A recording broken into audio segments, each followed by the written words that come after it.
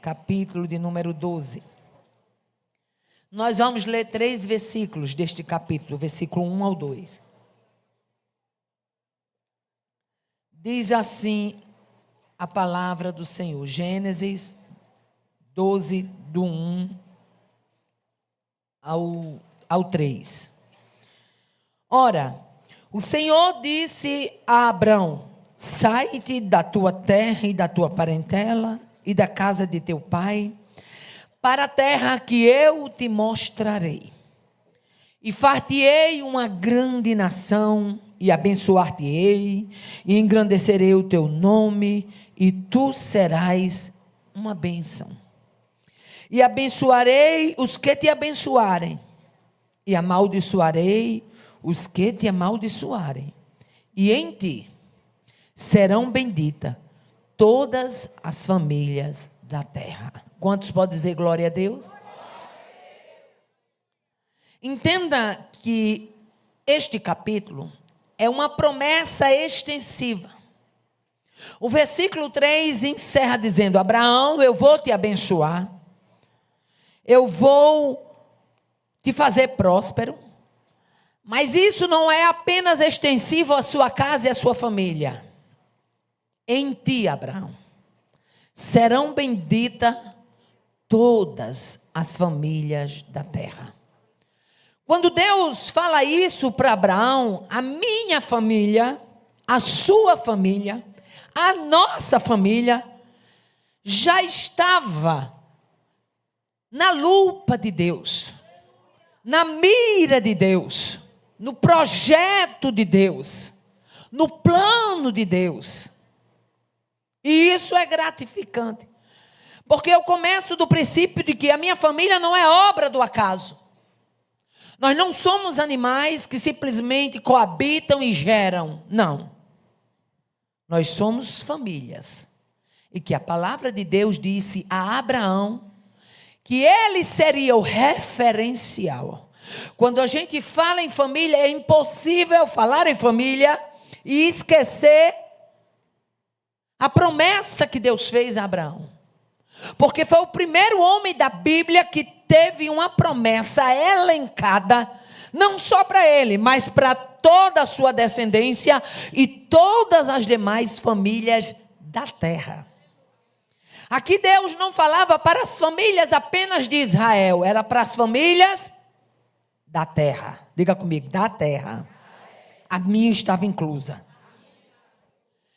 Era uma promessa extensiva por demais. Era uma promessa que transcendia a família de Abraão.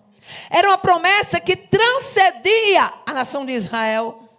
Era uma promessa que transcendia aos povos do Oriente. Nós somos do Ocidente, mas essa promessa nos inclui. Era uma promessa a nível global. Em ti serão benditas todas as famílias da terra. Aleluia. Glória a Deus. Aleluia. Aí quando a gente chega lá em Êxodo, capítulo 3 e verso 6, diz assim: e disse mais, era Deus falando: eu sou o Deus de teu pai, o Deus de Abraão, o Deus de Isaque, o Deus de Jacó. E a Bíblia diz: e Moisés encobriu o rosto porque temeu olhar para Deus.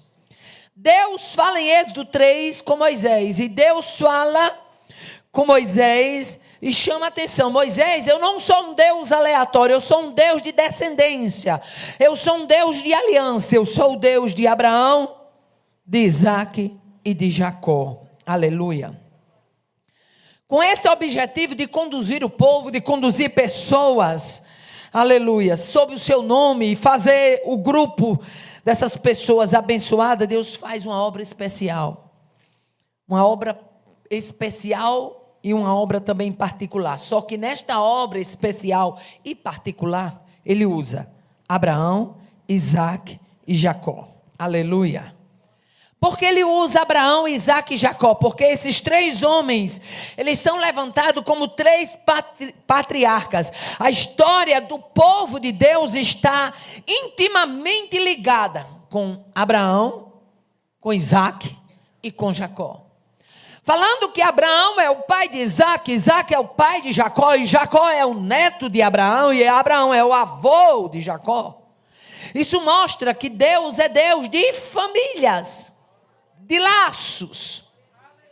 Isso quer dizer que uma promessa que você escuta hoje aqui no congresso em Disseu, ela pode alcançar a tua casa de tal forma que teu filho seja alcançado, teus netos sejam alcançados, tua descendência seja alcançada por uma promessa que foi feita aqui. Oh, aleluia! Então esses 3 patriarcas, aleluia, eles se destacam, e as suas experiências, elas têm que ser narradas, elas têm que ser contadas. Por quê? Porque as experiências de Abraão, de Isaac e de Jacó, não são experiências aleatórias, são histórias de vida, aleluia, são experiências para todo o povo de Deus. Quando a gente lê sobre Abraão, a gente aprende, porque ele foi alicerçado na fé. Quando a gente lê sobre Isaac, a gente aprende, porque ele foi alicerçado na perseverança. Era a gente entulhando o poço, e Isaac abrindo o poço, e Deus dando água ao poço de Isaac. Quando a gente lê sobre Jacó, a gente vê que a experiência de Jacó é uma experiência de um crente nutrido na fé. Era Labão dizendo: a partir de agora, os rebanhos que nascerem, salpicados e malhados serão teus. Muda o salário de Jacó 10 vezes, bota salário para frente, bota salário para trás, inclui salpicado, tira salpicado, bota malhado, tira malhado, mas Deus fiel, com salpicado, com malhado e providenciando o escape de Jacó. A Bíblia registra a história desses homens como um exemplo. E eu gosto muito do que Paulo fala na sua primeira epístola aos Coríntios, capítulo 10 e verso 11. Paulo diz assim: ora, tudo isto nos sobreveio como figura. O que é figura? Como comparação. Como figura, e estão escritos para aviso nosso, para quem já são chegados os fins dos séculos. Aí eu gosto muito da expressão NVT que diz assim: essas coisas que aconteceram a eles quem? Os patriarcas. Essas coisas que aconteceram a eles nos servem como exemplo. E foram escritas como advertência para nós que vivemos no fim dos tempos. Então, tudo que a Bíblia se refere a Abraão, a Isaac, a Jacó, as famílias deles, ficou registrado, não foi por acaso. Por que você acha que na Bíblia ficou registrado que Esaú pegou mulheres cananeias? E essas mulheres que Esaú pegou, essas noras que Esaú pegou, para Isaac e Rebeca foram amargura de espírito. Por que você acha que ficou registrado isso? É porque ainda hoje tem nora que é amargura de espírito. E essas coisas ficaram registradas para exemplo nosso. Por que é que você acha que ficou registrado que Caim matou Abel? É porque ainda hoje tem irmão que inveja o outro. Por que é que você acha que ficou registrada a história que Jacó não amava Leia, e Leia amava Jacó, e chegava ao ponto de trocar as mandrágoras do seu filho Rúben para poder ter uma noite com seu marido? Por que você acha? Porque ainda hoje existem mulheres que mendigam o amor do seu marido. Então tudo que ficou registrado, a Bíblia diz que ficou registrado para ensinamento nosso.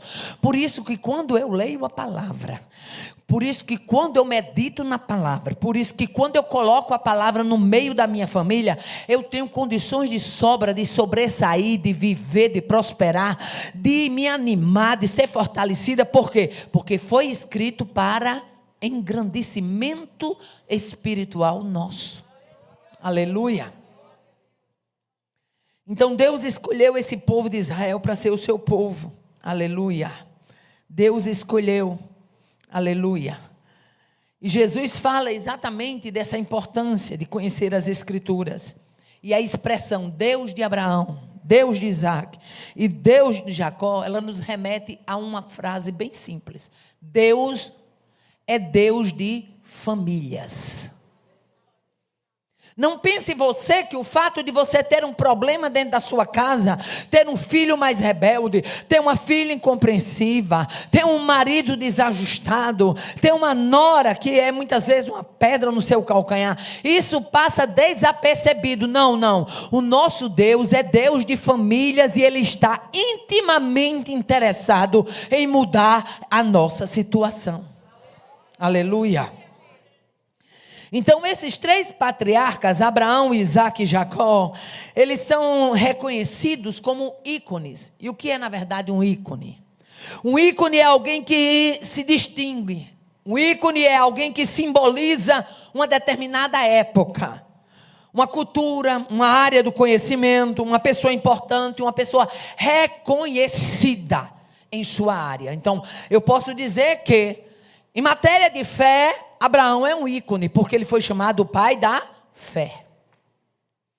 Então, os 3 patriarcas, Abraão, Isaque e Jacó, nós podemos dizer que são ícones, porque foram pessoas reconhecidas em suas épocas. E aí, a família de Abraão, ela foi firmada na confiança de uma palavra proferida por Deus. Preste bem atenção. Todas as vezes que Deus liberar uma palavra sobre a sua família, você registre, anote. Por que, irmã Aparecida? Porque a mente da gente é falha. Anote a promessa de Deus. Se possível, anote a data. Anote os detalhes do que Deus está falando com você. Nós vamos ver que tudo começou aqui em Gênesis 12. Deus chega para Abraão e diz: sai da tua terra, da tua parentela e da casa de teu pai para uma terra que eu te mostrarei.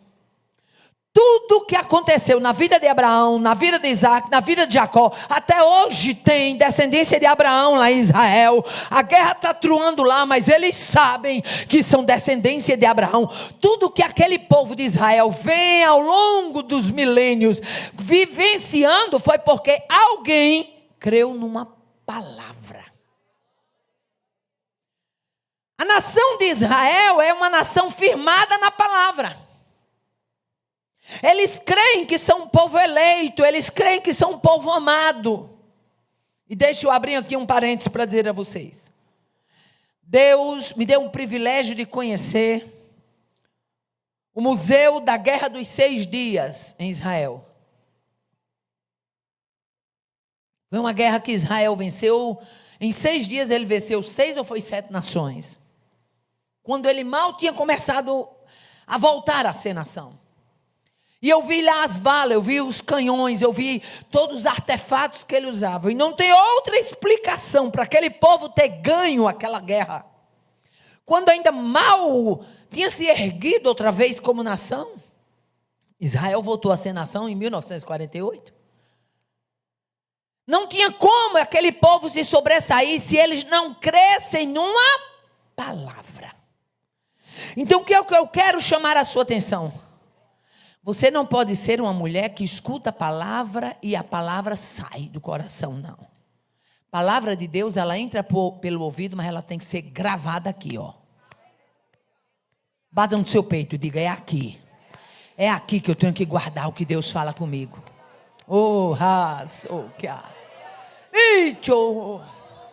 porque depois que você guarda aqui, pode o inferno fazer careta, pode a tempestade se levantar, pode o redemoinho bater nos 4 cantos da casa, mas você permanece de pé, o povo se apavorando e você dizendo: o meu Deus me prometeu,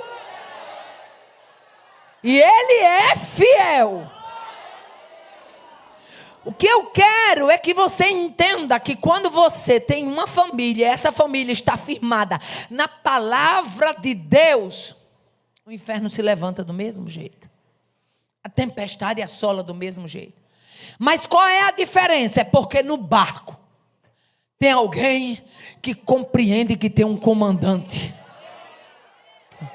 É porque no barco tem alguém que compreende que Ele é Senhor, que acalma o vento, que aquieta o mar e que vai vir tempos de bonança. Aleluia. A família de Abraão foi firmada numa palavra proferida pelo próprio Deus. Aleluia. Deus diz, sai da tua terra. Arruma, vou falar no meu nordestinês. Arruma aí os teus picuai, a tua mochila, vai embora. Para onde? Não vou dizer agora. Tu vai para uma terra que eu te mostrarei. Ei, você sair daqui de Teresina para você ir bem ali, como vocês gostam de dizer, né? O bem ali do piauiense é perigoso. Quando o piauiense disser bem ali, não vá a pé não, porque você pode se dar muito mal. Eu já conheço vocês. Glória a Deus por isso, né? Deus manda Abraão arrumar as coisas e diz, sai da tua terra, da tua parentela, da casa de teu pai, para uma terra que eu te mostrarei. E o escritor aos Hebreus diz, e ele obedeceu, sem saber para onde ia.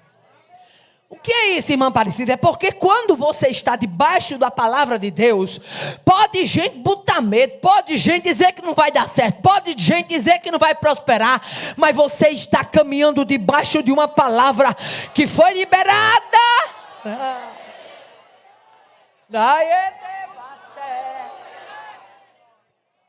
E quem caminha debaixo de uma palavra que foi liberada por Deus, não tem perigo de ficar envergonhado. Oh, aleluia. Deixa eu abrir aqui um parênteses, que quando eu abro esse parênteses, Deus fala com alguém específico. Há muitos anos atrás, Deus me chamou para fazer a obra. E aí eu passava a semana dando aula, final de semana viajando, pregando. E aí lá veio um problema. Fenda de ampulheta na corda vocal. De tanto eu falar, minha corda vocal lá entortou e abriu. E quando a médica fez aquele exame, olhou para mim e disse assim, você é profissional da voz? Eu disse, não, senhora. Ela disse, não, mas você usa muito a sua voz. Alguma coisa está errada aqui. Me conta aí como é que é a sua vida. Eu digo, bom, eu sou professora, eu passo a semana dando aula e o final de semana pregando. Eu acho que eu já contei esse testemunho aqui. Mas tem muita gente novata. Aí ela disse, não vai dar para a senhora continuar fazendo as mesmas coisas. A senhora vai ter que decidir, ou passa a semana dando aula e o final de semana repousando a sua voz. Mas o que é que a senhora faz mesmo no fim de semana? Eu disse, eu sou missionária. Ela disse, como é que é esse negócio? Aí eu disse, não, eu trabalho assim para o Senhor, eu prego nas igrejas. Fui dizer a ela como era. Ela disse, pois a senhora vai ter que decidir. Ou passa a semana dando aula e o fim de semana repousando a voz, ou passa a semana sem usar a voz para poder no fim de semana pregar. Eu era recém-concursada, eu tinha só livrado o período probatório. E aí eu fui orar a Deus. E um dia eu ouvi uma professora dizendo lá no colégio, não sei o que, falando lá, readaptação em outra função. Aí eu disse, ei, como é esse negócio? Que eu não sabia nem que existia. Eu sei como é esse negócio. Não, readaptação em outra função é você entra com um processo para você ser readaptada, relocada em outra função. Aí eu disse, quer dizer que eu como professora posso entrar? Ela disse, pode. Agora tem uma coisa, a perda salarial é grande. Você vai perder Fundeb, você vai perder Porto de Giz, você vai perder isso, você vai perder aquilo. E aí eu não contei conversa, dei entrada no processo. Eu estou dentro do contexto de quando você compreende que uma palavra, você está debaixo de uma palavra.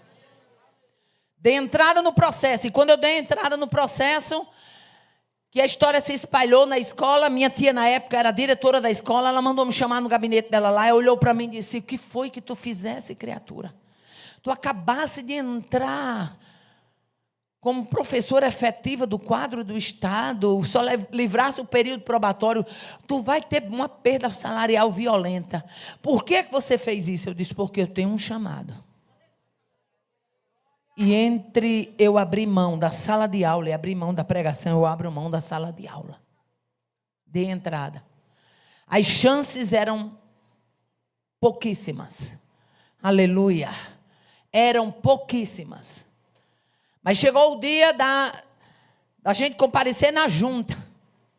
E todo mundo dizia assim, você vai para a junta, agora quando chegar lá na junta, você vai ter que mentir muito. E eu disse, pois está ruim. Porque Deus vai fazer alguma coisa por mim, porque eu não vou para isso não. Só que dias antes da junta, acho que um mês mais ou menos, não lembro quantos dias, eu fui pregar numa igreja da Madureira, e lá tinha um irmão, que ele já dorme no Senhor, o irmão Fernando. E quando eu preguei naquele congresso de mulheres lá, eu falei, irmãos, ore por mim, porque tal dia eu vou estar passando na junta médica e eu preciso que Deus me dê vitória num processo de readaptação. E aquele irmão, eu não sabia, estava lá e ouviu, ele trabalhava na regional de saúde, lá por dentro com os médicos de junta e tudo. Quando terminou o culto, ele foi onde eu estava e disse, como é o nome da senhora completo? Aí eu disse, Maria Aparecida da Silva Borges. Ele anotou num papelzinho. Eu fiquei sem entender. Aí eu olhei para ele, ele disse, eu estou anotando o nome da senhora porque eu trabalho e eu vou dizer para os médicos lá que essa pessoa, vou dizer que é uma pessoa minha. Estou na minha. Mas como tinha passado mais de mês, eu lá sabia se esse irmão se lembrava de mim, também não liguei, não peguei o telefone dele, fui embora, não tinha contato nem nada. Chegou o dia da junta. Quando chegou o dia da junta, que a médica pegou meus papéis, olhou para mim e disse assim, a senhora sente isso? Eu disse, não, senhora. A senhora, quando fala assim, sente como se fosse uma lança cortando a sua garganta? Sente, não, senhora. A senhora sente isso? Não, senhora. A senhora sente... Não. Então, por que a senhora está aqui? Eu disse, porque eu quero me readaptar. Eu preciso sair de sala de aula, porque eu uso minha voz no final de semana. Eu prego, eu sou evangélica. E eu preciso me readaptar. E ela olhou assim os papéis. E alguém tinha me dito, olha, se você for readaptada, você vai ter que de 3 em 3 meses, de 6 em 6 meses, estar lá se humilhando para os médicos, pegando novo atestado. É aquela coisa, aquela morrinha. E eu dizendo para Jesus, Jesus, eu não quero estar lá de 3 em 3 médicos, de 3 em 3 meses. Eu não quero estar lá de 6 em 6 meses. Eu quero que tu trabalhe por mim. E ela olhou para mim, aí pegou meu nome e disse, Maria Aparecida da Silva Borges. Olhou para mim e disse, a senhora é alguma coisa de Fernando? E eu disse, não, senhora. Quem é esse Fernando? Nem lembrava do homem. Aí eu disse, não, senhora. Ela disse, quem é esse Fernando? Aí ela disse, é um irmão. Um do bigode bem cheio, um irmão. Ele trabalha aqui com a gente. Porque ele deu um nome de uma pessoa e esse nome aqui da senhora. Aí eu disse, eu acho que é um que é da Madureira. Ela disse, é. Ela olhou para mim e disse, minha senhora, é o seguinte, para que a senhora não precise mais voltar aqui, botou bem grande, definitivamente. A senhora está readaptada definitivamente. Nunca mais a senhora vai precisar passar em junta.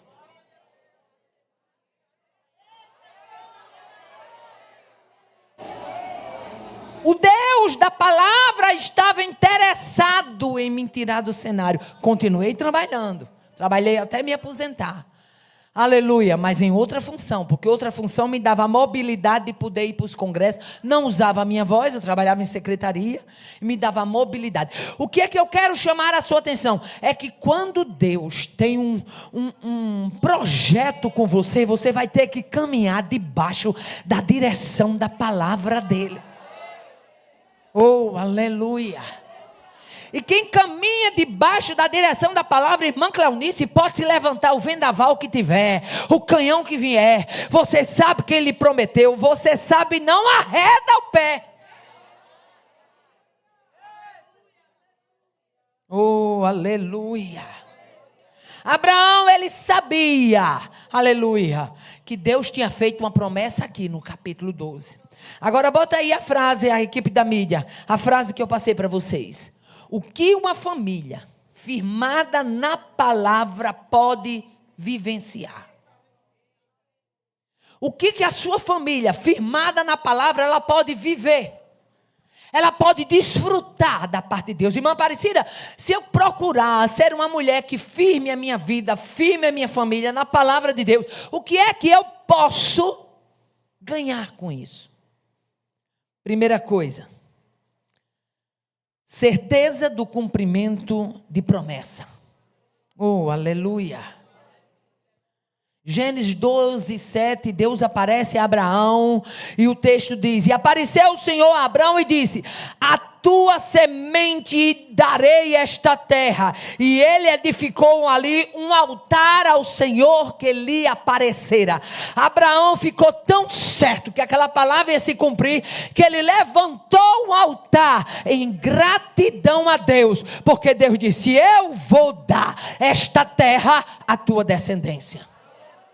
Primeira coisa que uma família firmada na palavra, ela vivencia certeza de cumprimento de promessa. Deus me readaptou, foi? Vocês acabaram de ouvir. Fiquei trabalhando na secretaria. Isso foi lá em 90 e alguma coisa. Agora deixa eu abrir um parênteses aqui, porque quando eu abro esse parênteses, Deus fala com alguém específico. Chegou o ano 2012. A governadora do estado era outra. No ano 2012, essa governadora se levantou, não vou tecer nomes aqui, porque eu não estou para fazer propaganda política. Essa governadora se levantou e baixou um decreto que todos os readaptados ia ter que voltar para a sala de aula. Vou eu entrando na escola. Uma funcionária disse: ei, Aparecida, você está sabendo? Porque tem gente que quando a desgraça chega na tenda dele, ele quer que chegue na sua também. Sabia? Você está sabendo? Eu disse: não. Tu vai ter que voltar para a sala de aula. Eu disse: vou não. Tu vai voltar. Eu disse: volto não. Ela disse: mas menino, tu não está sabendo não do decreto aí, do edital que a governadora baixou? Minha filha, já tem gente recebendo carta, está todo mundo alvoroçado. Pode logo procurar uma escola para você, porque no que ela mandou os readaptados, tudo voltar para a sala de aula, está faltando é sala de aula. E se a pessoa não arranjar sala de aula para dar as aulas, aí complica, porque perde salário. Aí o negócio, o balaio de gato está grande. Eu disse: minha filha, é o seguinte, nem eu volto para a sala de aula, nem eu vou procurar sala de aula, nem eu vou receber essa carta.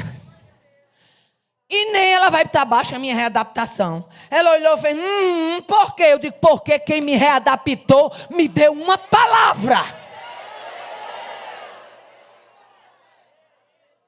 Quem me readaptou me deu uma palavra. Tu tá achando que, meu Deus, é menino buchudo que faz coisa para governador desmanchar? Conversa é essa? Ele é Deus de promessa fiel. Pode dar nó em pingo d'água, mas o que ele prometeu se cumpre. Ela diz: pois aqui está todo mundo aperreado, procurando escola. Eu digo: procurem. Vocês procurem. Mas eu não.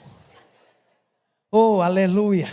É só vir, era o ribuliço dentro da escola. Era a gente chorando, era a gente procurando, era a gente voltando para a sala de aula, era a gente correndo, era a gente, sabe, para um lado, para outro, e eu lá.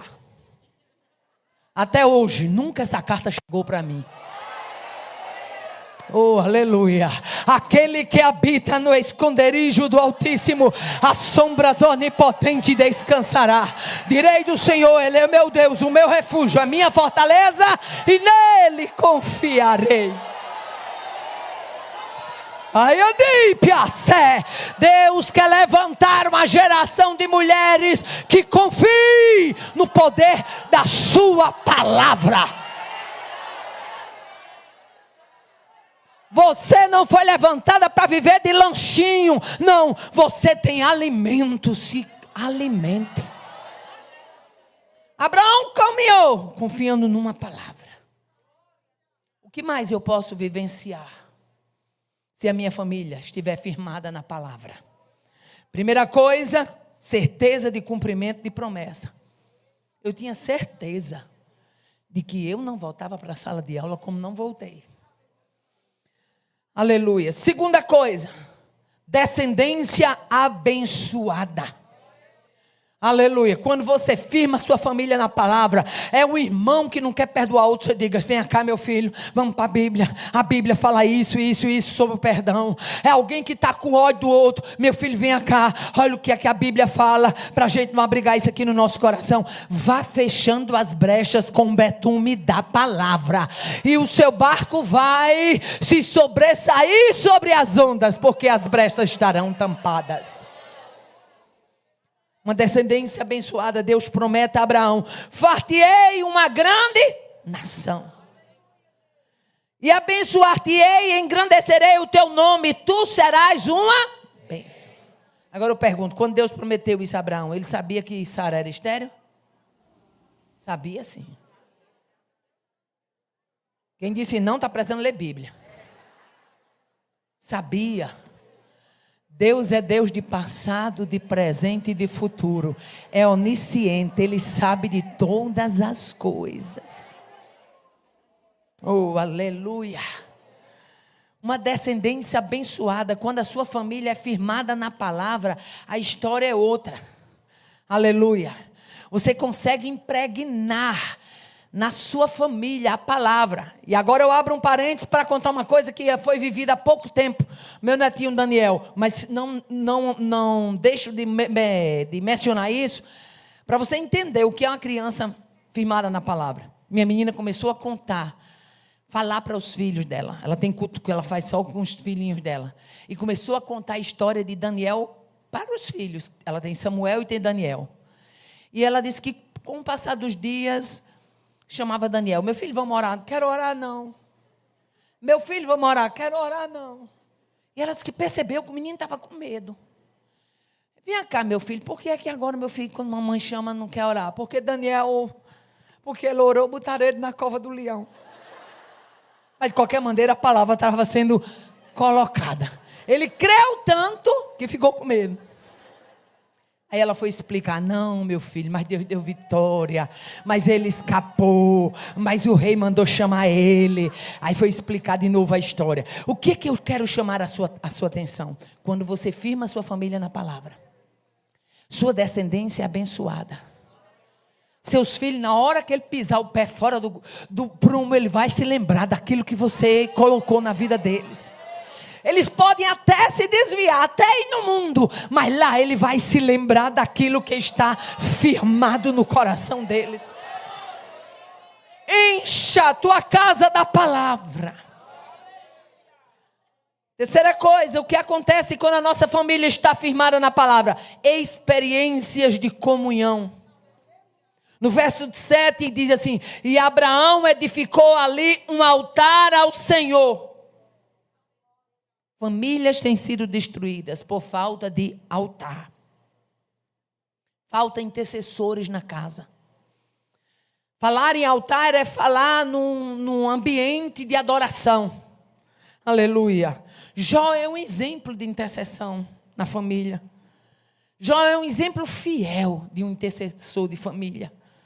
A Bíblia fala que Jó era rico, Jó era influente, era estimado, era respeitado. Aí você fica dizendo: eu não faço esse momento com a minha família porque eu não tenho tempo. E tu acha que Jó, com aquele horror de gado, de animal, de tudo, de servo, de serva, de filho, ele também não era um homem compromissado, não? Será que ele não tinha compromisso? Mas ele rompia esses compromissos, ao ponto de a Bíblia mostrar que Jó, ele não abria mão de ser o intercessor da sua casa. Já que nós estamos em congresso de família, deixa eu abrir aqui um parênteses. A igreja da última hora tem que ser uma igreja que leve os homens ao confronto.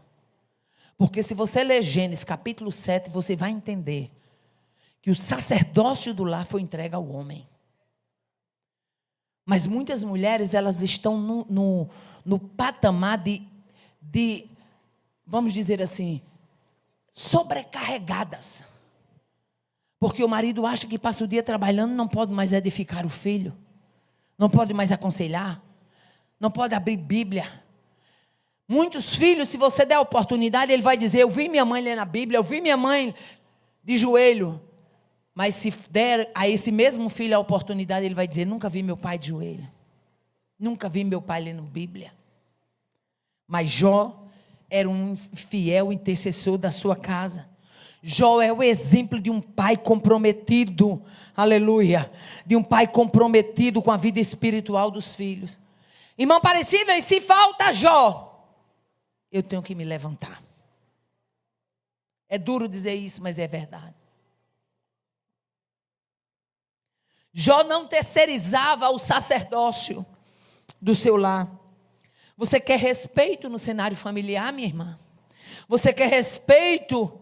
Seja comprometida com a saúde espiritual dos seus filhos. Que seus filhos possam olhar para você e dizer: minha mãe é a maior referência de oração que eu tenho. Que seus filhos possam olhar para você e dizer: minha mãe era uma mulher de Deus, minha mãe amava a oração, minha mãe amava a palavra de Deus, minha mãe era uma mulher de testemunho. Que respeito familiar seja comprometida com a saúde espiritual da família. No livro de Jó, capítulo 1, verso 4 e 5, eu acho interessante que diz assim: e iam seus filhos e faziam banquetes em casa de cada um no seu dia, e enviavam e convidavam as suas 3 irmãs a comerem e a beberem com eles. E sucedia, pois, que tendo decorrido o turno de dias, Jó os santificava, se levantava de madrugada, e oferecia holocausto, segundo o número de todos os seus filhos, porque Jó dizia no seu coração: porventura meus filhos podem ter blasfemado contra Deus. E assim, termina o versículo dizendo: Jó fazia,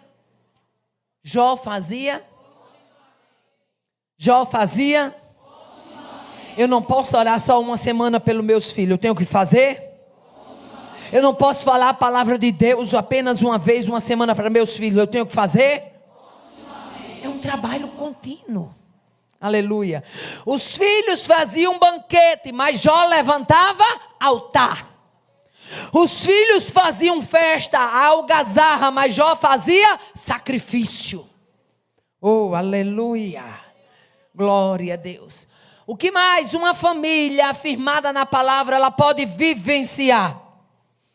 A responsabilidade na condução da formação de alianças da sua casa. Que responsabilidade grande. Responsabilidade na condução da formação de alianças da sua casa. Quem são as alianças dos seus filhos? Minha mãe me criou com um ditado nordestino. Talvez vocês tenham até mães que tenham criado vocês também com isso aí. Minha mãe dizia assim: quem se encosta ao bom é igual a ele. Quem se encosta ao ruim é pior do que ele. A mãe de vocês faziam isso? Às vezes eu queria ir com a menina da rua, que muitas vezes era a voadinha da cabeça, e o adolescente. Eu queria ir junto com as meninas, minha mãe: vai não. Aí eu dizia: mamãe, deixa eu ir. Deixo não. Pé podre, só procura bota véia. Ela não é para você, e nem você é para ela. Mamãe, mas eu gosto tanto de ir com ela. Deixa eu ir não. Boa romaria faz na sua casa, está em paz. O que era isso? Que as mães de antigamente nutriam, ensinavam os filhos com provérbios populares. Elas não tinham acesso à tecnologia que a gente tem. Elas não tinham acesso ao conhecimento acadêmico que hoje nós temos. Elas não tinham acesso às bíblias de estudo e de ensinamento que hoje nós temos. Hoje, se você quiser um devocional para chorar, tem. Se você quiser um devocional para tomar café de manhã, tem. Se você quiser um devocional para massagear seu ego, tem. Se você quiser um devocional que você permaneça como Alice no País das Maravilhas, tem. As mães de antigamente não tinham nada disso. Mas elas eram raiz. Eram raiz. Elas sabiam que os seus filhos eram herança do Senhor. Elas sabiam que os seus filhos seriam a continuação da sua história. Aleluia. Glória a Deus. A responsabilidade na condução da formação de aliança da sua casa. Com quem seus filhos andam fazendo aliança? Não se preocupe, já foi até tema de estudo. Mães chatas criam filhos brilhantes. Porque a mãe que ama, ela conduz. Aleluia. Gênesis capítulo 24. Aleluia. Abraão tinha tanta preocupação com as alianças dos filhos, que ele, quando Isaac estava para casar, Ele chama o Damasceno Eliezer, ele chama o empregado da sua casa e diz: eu quero que você faça um juramento. Que tu não vai deixar meu filho Isaac casar com moça cananeia. Tu vai bater na casa da minha parentela. Eu preciso pegar a moça de longe para o meu filho. O que era isso? Era o pai Abraão preocupado com as alianças. Por quê? Porque se Isaac arranjasse uma cananeia para estar no reduto familiar do patriarca Abraão, a história poderia ser outra, sim ou não? Às vezes uma pessoa que entra no seu contexto familiar, que não tem aliança, destrói uma família todinha. Às vezes a família é toda bonitinha, arrumadinha, as filhas tudo casadinha, com pessoas crentes, com pessoas direitas, tudo. Aí de repente, Satanás mexe lá no baú do inferno e coloca uma coisa atrapalhada, desanda as coisas. É assim ou não é? Abraão tinha esse medo, essa preocupação, porque Abraão conhecia o costume cananeu. Ele não queria, dentro do seu contexto familiar, uma pessoa representante da cultura cananeia. Gênesis 24, versículo 3, versículo 7 e 8. Diz: para que eu te faça jurar pelo Senhor Deus dos céus e Deus da terra, que não tomarás para meu filho uma das mulheres filhas dos cananeus no meio dos quais eu habito. O Senhor Deus dos céus, que me tomou da casa de meu pai, da minha parentela, e que me falou e que me jurou. Ele me tomou, ele me falou, ele me jurou. Tinha certeza na palavra ou não tinha? Pois é, ele me jurou: a tua semente darei esta terra. Ele vai enviar um anjo adiante de ti. Eliezer diz: e se a moça não quiser me seguir? Ele disse: ele vai enviar um anjo adiante de ti, para que tu tomes mulher de lá para o meu filho. E se a mulher não quiser seguir-te, tu estás livre deste juramento. Somente não faças para lá tornar o meu filho. Eu não quero que meu filho vá para lá, mas eu quero que de lá tu pegue uma moça para ser esposa do meu filho. Por que foi que Abraão teve toda essa preocupação? Aleluia, glória a Deus. Porque ele sabia, irmãs, que o projeto da sua casa deveria estar respaldado pela envergadura do plano, do projeto de Deus com a sua família. Se você tem uma família e Deus disse: eu abençoarei a sua família, abençoarei a sua descendência. Ah, porque Deus disse que abençoar, eu vou aceitar qualquer tramela. Conversa é essa? Eu sei é que Deus disse que abençoar, e baseado nesta palavra, eu vou orar: Senhor, o que for de ti, que chegue na minha casa, e o que for laço, desfaça, lance fora, lance longe, mas dê livramento à minha casa, à minha parentela, aos meus filhos. Tome eles em tuas mãos e tenha o teu cuidado com eles. O que mais uma família firmada na palavra pode vivenciar? Providências extraordinárias. Você não tem ideia do que Deus é capaz de fazer dentro da sua casa. Aleluia. Um problema que você vem orando há tantos anos e não vê mudança. Mas quando Deus ele entra no processo. Ele faz tão de repente que você fica procurando saber como foi que ele fez. E nesta tarde é tarde de acender a candeia, porque Deus já liberou uma palavra. Vai ter um trabalhar de Deus dentro da sua casa, como se houvesse uma mão com um grande abanador. Vai lançar por terra a poeira. Ai, que a sé, restolho, resquício de passado. Ouve a sé. O que é isso? É Deus trabalhando dentro da tua parentela, no meio dos teus. Aguarde. Ouve, sé. O trabalhar de Deus vai chegar lá. O trabalhar de Deus vai chegar aí, mulher. Vai ser um trabalhar tão bonito.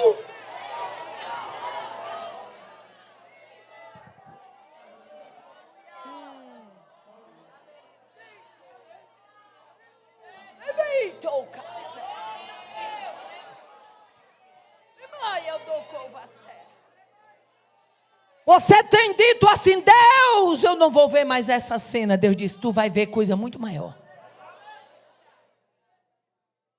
Será que tu estás vendo as minhas lágrimas? Aí Deus disse: não apenas vejo, mas tenho contado cada uma delas. Ai, que sério. Aguarde o trabalhar de Deus, porque esse processo vai glorificar o nome dEle.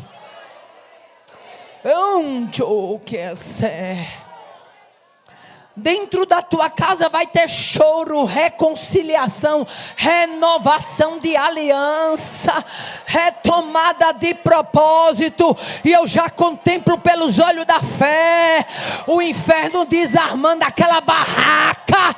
Rapa!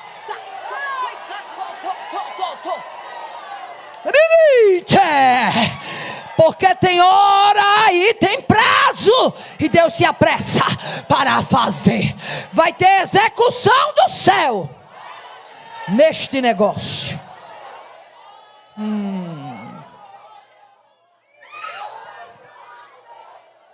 Limite. Limite. Alguém diz assim: vai terminar desse jeito, para entristecer a tua alma e angustiar o teu coração.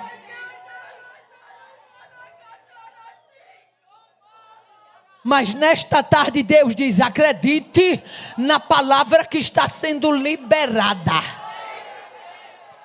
Vai ter audiência marcada. Ai, que certo. E Deus vai mostrar que nessa audiência é teu advogado.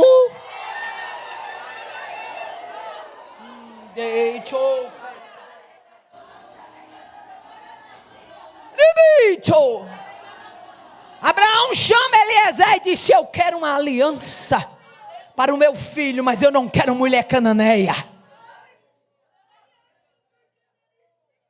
Vá buscar uma mulher lá da minha terra.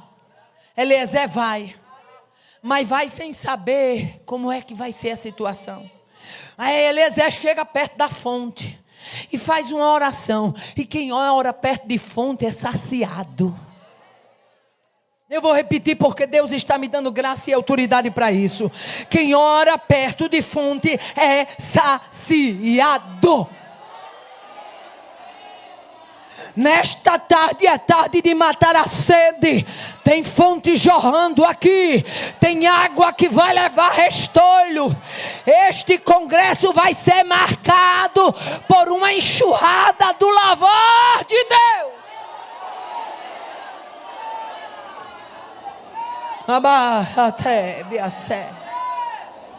Eliezer vai. Prepara os camelos, apipado de tudo quanto é bom. Chega na fonte e faz uma oração. Senhor, prospera o meu caminho.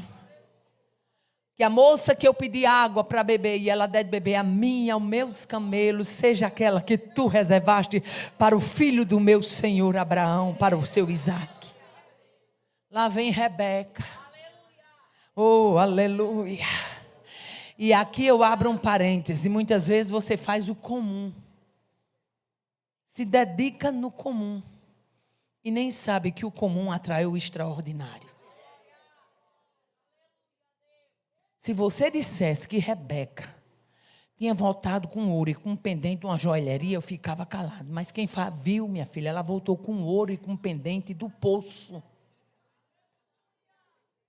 Sabe por quê? Porque quando Deus quer abençoar, até poço vira joalheria. Veio para dar de beber ao gadinho do pai, era o comum. Mas em dias comuns, Deus pode estar trabalhando para lhe dar o extraordinário. Oh, aleluia. Eliezer pede água e Rebeca diz: não só a ti, mas também darei aos teus camelos.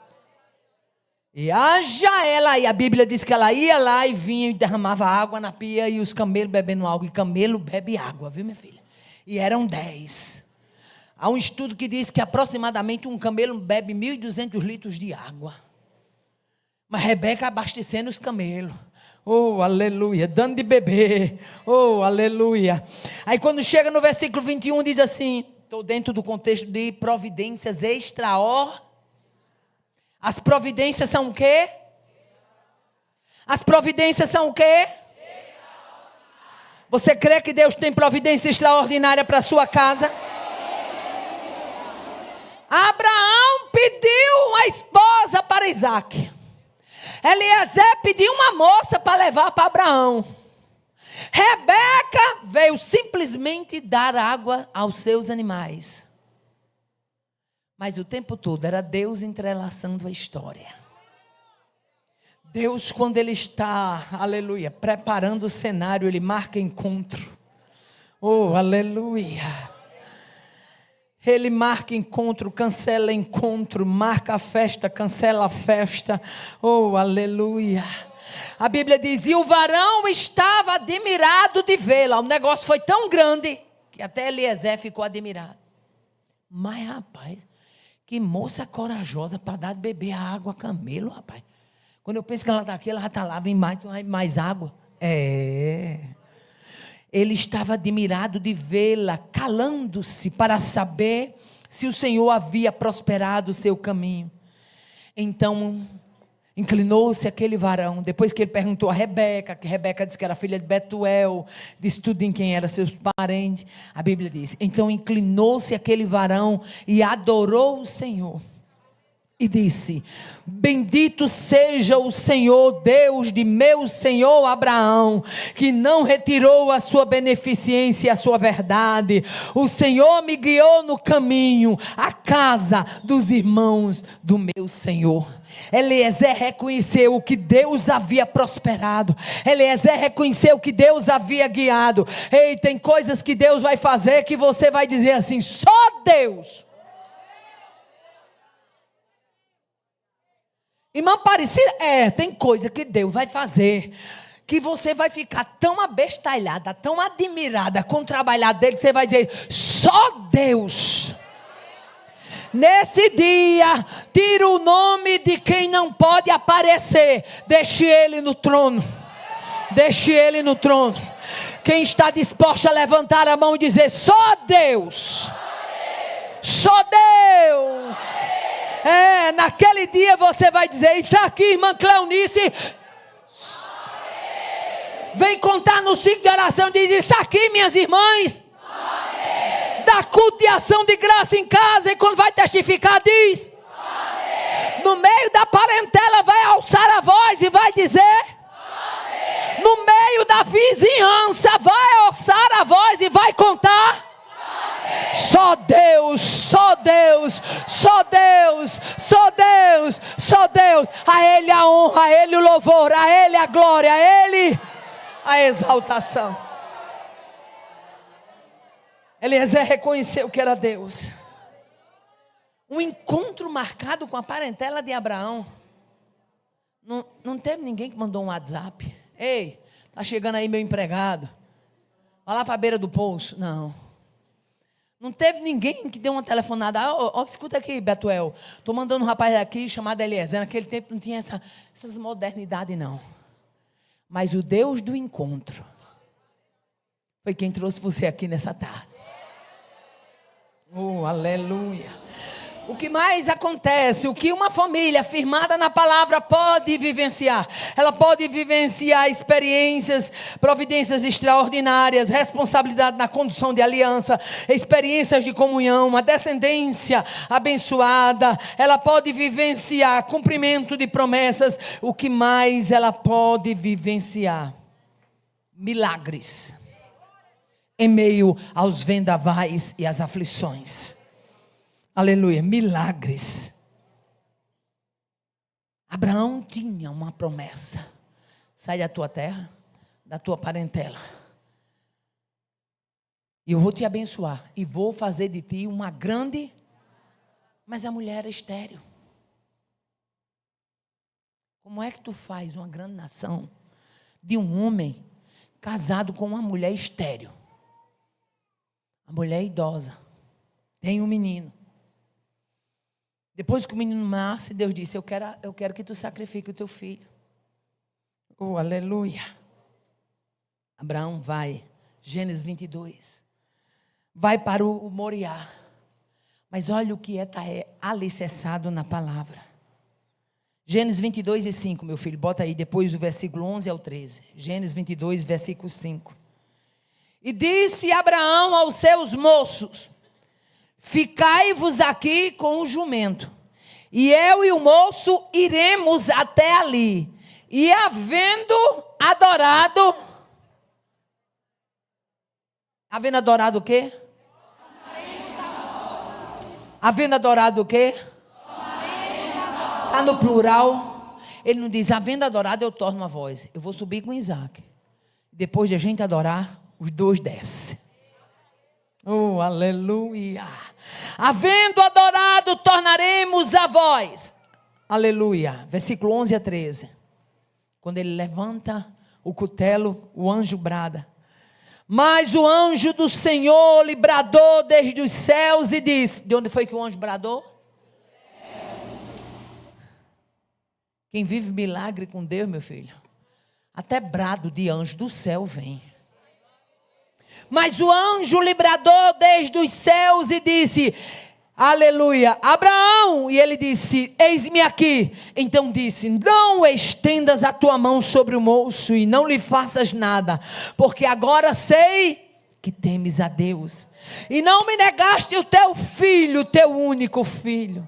Então levantou Abraão seus olhos e olhou, e por detrás dele tinha um carneiro, aleluia, preso pelos chifres, em outras versões diz, travado pelas pontas. E foi Abraão e tomou o carneiro e ofereceu em holocausto em lugar do seu filho. Aleluia. Aquele carneiro preso no arbusto com chifre era providência de última hora, Deus cumprindo o que tinha prometido. Eu pedi o teu filho para testar a tua fé, mas eu sou o Deus que te fiz uma promessa, e a promessa é que a tua descendência seria numerosa na terra. Tu vai descer com o menino, sacrifica o carneiro, o menino permanece vivo, o menino permanece de pé, a promessa permanece atuante. Você está sentindo aí o que eu estou sentindo aqui? A confiança de Abraão inabalável. Tornaremos a voz. Havendo adorado, tornaremos a voz. Quando chega no versículo 7, a gente encontra Isaac perguntando: Senhor, Pai, aqui temos a lenha e o fogo, e o cordeiro. Aleluia. Mas quem crê que vai ter adoração, leva a lenha. Quem crê que vai ter adoração, leva a lenha.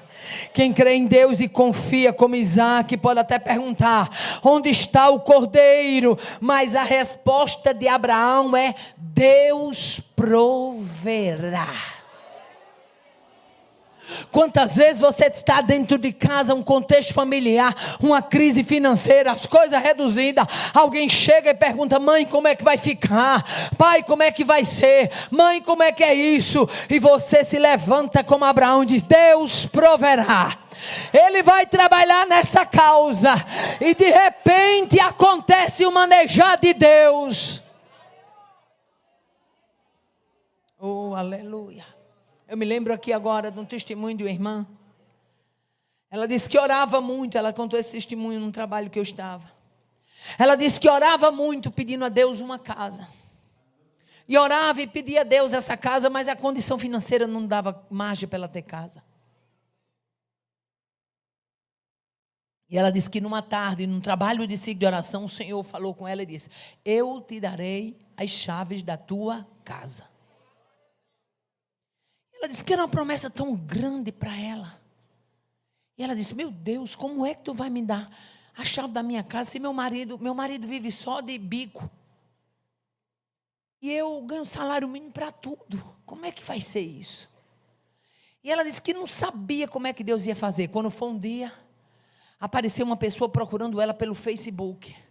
Resultado: o pai dela tinha tido outros casos E ela tinha um irmão que ela nem sabia. E esse irmão tinha vontade de conhecer ela. E onde é que esse irmão estava? Morando no Japão. De condição lá. E localizou ela. E disse, eu quero lhe conhecer. E veio ao Brasil conhecê-la. E quando chegou na casa dela, conversando com ela, olhando a casinha muito fraquinha, olhou para a casinha e disse, minha irmã, essa casinha é sua? Ela disse, quem dera que essa casinha fosse minha. Não, essa casinha é alugada. Ele disse, minha irmã, essa casa é alugada? Ele disse, pois agora que eu estou sabendo o que foi que eu vim fazer aqui. Minha irmã, vamos aproveitar esses 15 dias que eu vou passar aqui na terra e vamos procurar uma casa para você, porque eu já saí do Japão com essa ideia. Se você tivesse uma casa, eu reformava, e se você não tivesse, eu comprava uma. Oh, aleluia. A mulher que não tinha dinheiro, o marido vivendo de bico, começou a chegar na cidade olhando casa. E o povo admirado. A senhora quer olhar a casa? Ela disse que toda metida é importante. Porque Deus, quando quer botar gente para ser chique, bota. Esse Deus não é brinquedo não, menina. Ele sabe trabalhar e trabalha bonito. Ele só trabalha bonito. Aí ela disse que quando chegava na casa, que o povo conhecia ela na cidade, não botava crédito nela não. Porque via a mulherzinha de seu fulaninho que vivia de bico. Mas quando o irmão dela chegava, ela dizia assim, é ele que vai me dar de presente. No instante todo mundo mostrava a casa. Ela disse, eu nunca vi tanta casa na minha vida. Era o povo ligando para mim, querendo mostrar a casa. Oh, aleluia. Quem jamais poderia abrir porta para mim ver casa, começou a ligar, oferecendo casa. E quando ela viu todas aquelas casas, e ela disse que com medo ali, meio limitadazinha, chegou para o irmão dela, meu irmão, eu gostei de uma lá, mas pode comprar aquela assim, que é a mais barata. Ele disse, não, eu não vim para comprar mais barata, eu vim para comprar a que você gostou. Agora cutuca aí quem está do seu lado. Diga, já tem casa? Porque se não tem, Ele é o Deus que trabalha. Ele é o Deus que faz. Não tem condição, mas Ele é o Deus que abre. Vai ter mulher no próximo congresso já de posse. Vai estar contando aqui.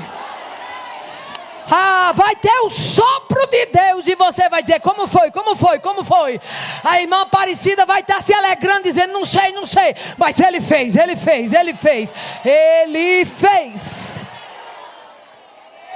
Oh, aleluia. Glória a Deus, aleluia. O que mais acontece, aleluia, com uma família firmada na palavra? Uma descendência comprometida com Deus. Coisa melhor do mundo é uma descendência comprometida com o céu. Você não tem riqueza maior, minha irmã, para deixar para os seus filhos, do que você incutir Jesus na vida deles. Essa é a maior riqueza que uma mãe pode dar para os seus filhos. Não tem diploma, não tem emprego, não tem investimento universitário que supere uma mãe que sabe revelar Cristo para os filhos. Esse congresso é sobre isso, é sobre revelar Cristo, o maior de todas as riquezas para os filhos. De que adianta seu filho conhecer tanta coisa, sua filha conhecer tanta coisa, mas não conhecer Cristo? Você está criando filhos. A sua descendência é para povoar o céu e saquear o inferno. Você entende o peso disso? Quantas vezes Satanás se arregimentou, tentou tirar as suas forças, tentou te prender numa masmorra, tentou te deixar detida numa sala com depressão, mas o inferno não conseguiu isso, porque sobre a sua vida repousa o aval da glória de Deus. Mulher, tu és vitoriosa. Você chegou nessa tarde aqui, tu és vitoriosa. O inferno tentou te deter, tentou te parar, tentou te entristecer, tentou arrancar o grito de louvor, mas nesta tarde alce a tua voz num brado de glória, porque você chegou aqui.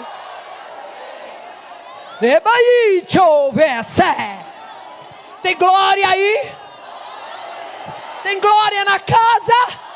Tem glória no coração? Tem glória na vida? Tem glória no Espírito?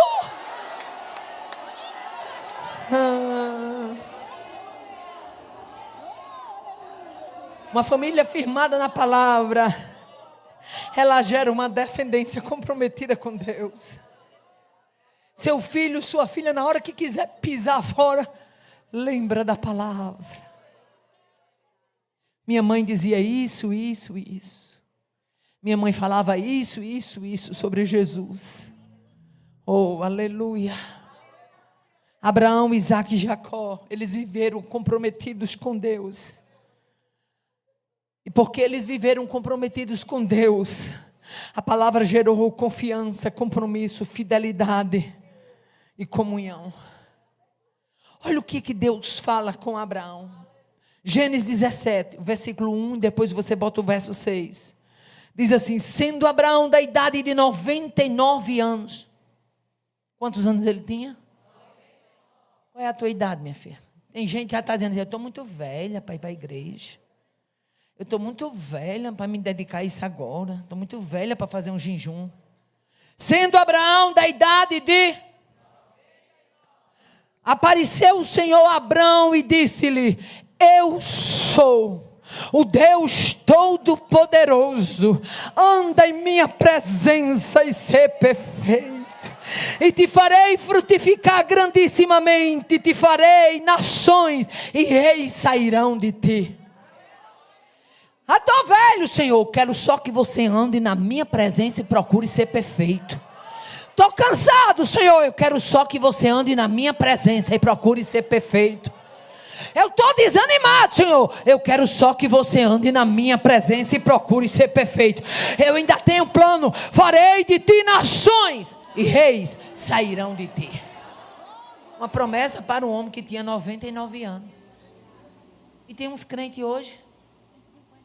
Tem hora que eu olho assim, e permita a expressão nordestina, parece uma vaca arriada dos quartos, que não consegue ficar em pé mais. Precisa que alguém esteja auxiliando todo o tempo. Minha filha, você não vai viver com o povo lipagiano, não. Você não precisa de babá espiritual, não. Ganhe marra. Deus não quer você com muletas espirituais. Deus quer você livre.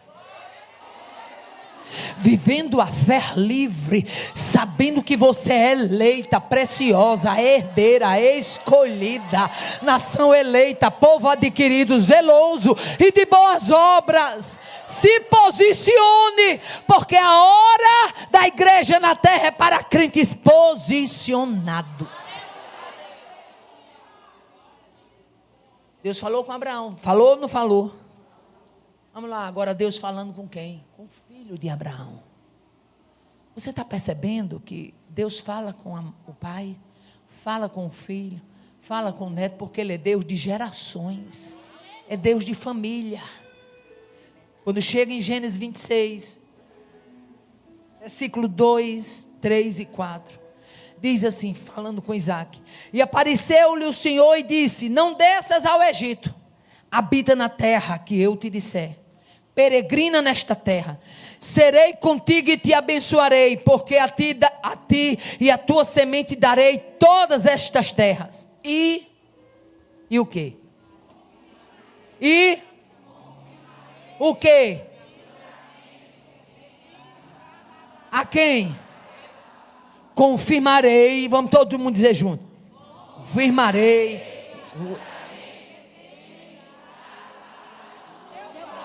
A história que eu falei para o seu pai permanece de pé. Ande aqui na minha presença. Multiplicarei a tua semente como as estrelas do céu, e darei à tua semente todas estas terras. E em tua semente, o que é que acontece? Serão benditas todas as nações da terra. Você dá para você adorar este Deus, que a promessa dele vai passando de pai para filho, de pai para filho, de pai para filho, de pai para filho. Os teus filhos vão viver promessas que Deus te fez hoje aqui. Falou com Abraão? Falou com Abraão? Sim ou não? Falou com Isaac? Sim. Vamos lá, Gênesis 28. Deus falando com o neto. Jacó. Gênesis 28, versículo 13, 14 e 15. E eis que o Senhor estava em cima dela. Dela quem? Da escada. E disse o Senhor: eu sou o Senhor, o Deus de Abraão teu pai, e o Deus de Isaque. Esta terra em que estás deitado te darei a ti e a tua semente. E a tua semente será como o pó da terra. Ou seja, grande demais. E estender-se-ão ao ocidente, ao oriente, ao norte e ao sul. E em ti e em tua semente serão benditas. Serão benditas. Versículo 15. E eis que estou e te guardarei e te farei tornar esta terra, porque não até a visão da escada de Betel, eu não te deixo até que eu haja feito. Era Deus já falando com o neto, aquilo que eu prometi lá atrás a Abraão, aquilo que eu confirmei a Isaac teu pai. Eu estou dizendo a você, eu não largo você enquanto eu não cumprir o que eu disse lá. Oh, aleluia. Agora olhe para quem está do seu lado e diga: está com medo de quê? Uma promessa é de pai para filho, de filho para neto. É de pai para filho, de filho para neto. Fica em pé adorando a Deus.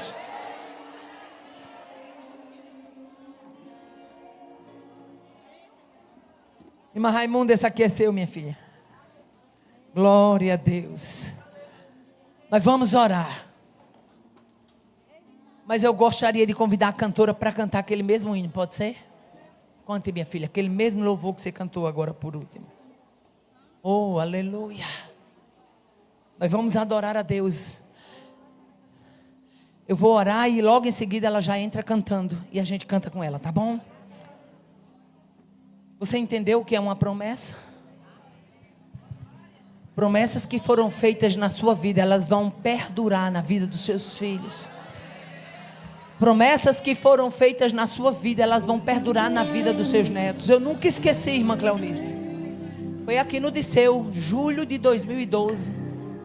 Deixa eu abrir esse parente rapidinho para contar. Essas mulheres me amam e não vão me aborrecer por isso, não. Eu estava para vir para cá, para esse congresso. Minha filha Midian estava grávida do meu primeiro netinho. E eu não tinha marcado compromisso com ninguém, só com Cleonice. Só que eu marquei exatamente mediante a probabilidade do nascimento da criança. A probabilidade era que o menino ia nascer entre o dia 25 a 31 de julho. Mas minha filha teve uma diabetes gestacional. O caso complicou. A médica não pôde continuar, porque ela tinha que ser transferida para um hospital que tivesse UTI neonatal. Resultado: a minha filha foi para Natal e eu já estava vindo para o aeroporto de Fortaleza para pegar o voo aqui para Teresina. Eu não podia ligar e dizer: Cleonice, eu não vou. Porque Cleonice tinha compromisso com vocês, com a igreja. E eu dizia no meu coração: Deus, eu queria tanto assistir o parto da minha filha. Ver o meu netinho, nem assistir o parto. Eu queria tanto estar lá no berçário, ser a primeira a ver o meu netinho. Eu me programei de todo jeito. O menino ia nascer no final do mês e agora teve que ser antecipado por causa dessa diabetes gestacional. Minha filha ficou lá em Natal, a médica não pôde ir. E lá em Natal, dentro do plano de saúde dela, os médicos, quando pegavam, que viam o quadro, ninguém se interessava de fazer o parto da menina. Eu estou dentro do contexto de uma descendência, vivendo uma promessa. E estou eu no aeroporto de Fortaleza, angustiada. Irmão, era uma angústia. Hoje eu entendo porque é que o povo fala que chama-se angústia de estrangulamento da alma. Eu estava com minha alma estrangulada. Eu me lembro que eu almocei, comi bem pouquinho. Peguei um picolé na praça de alimentação do aeroporto de Fortaleza. Comecei a chupar aquele picolé e eu liguei. Quando liguei, quem atendeu foi o meu genro. Eu disse: meu filho, e aí? Ele disse: ela já foi a vários obstetras, mas nenhum quer pegar uma gestante que desceu de paraquedas no colo deles com a diabetes gestacional para fazer o parto. Eu disse: mas vocês têm que se posicionar, porque vocês pagam um plano de saúde, não é barato. Tem que ter um médico para fazer o parto dela. E aí eu peguei, antes eu tinha ligado para ela e dei tipo assim uma bronca nela, porque ela é bem calma, ela é bem medida nas palavras, e eu sou mais alvoroçada. Ela puxou o pai. Eu sou mais a colérica, né? Assim, decide logo. E ela não, ela é bem reservada, assim como o pai. E quando eu liguei da segunda vez, aí eu liguei, dei aquela bronca nela e ele disse isso, eu chamei ela, minha filha, se posicione. Essa criança pode entrar em sofrimento e pá. Eu fui imprópria, porque aquilo não era o momento de eu falar aquilo. Eu não tive sabedoria nessa hora. Aí a pouco estou eu muito angustiada no aeroporto, quando de repente o aeroporto de Fortaleza lotado. Eu estou dentro do contexto do Deus que promete ao pai, ao filho e executa no neto.